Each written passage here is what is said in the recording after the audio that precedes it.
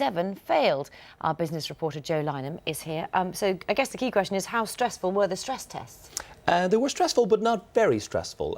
They took a whole lot of assumptions and they basically scenario tested banks to see how they would manage if, for example, GDP was 3% less than predicted and there was another sovereign debt shock like we saw in May with the Greek bonds, and how they would react, how many losses and how much capital would they have, their kind of savings buffer.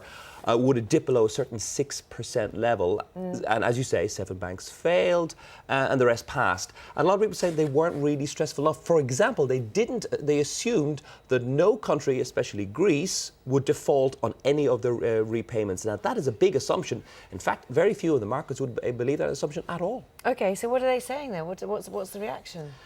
Mixed at this stage. Happy that only 7 banks failed, but now there's a huge credibility gap. And over this weekend, I'm guessing that a lot of independent assessors will look at the reams of data that was published yesterday and say, well, we'll have our own independent check to see whether this bank or that bank is weak enough.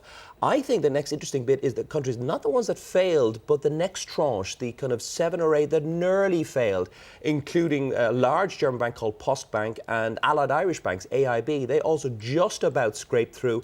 They will have an independent stress test to see whether they survive. All 4 British banks are fine. Well, thank you for that. Thank you.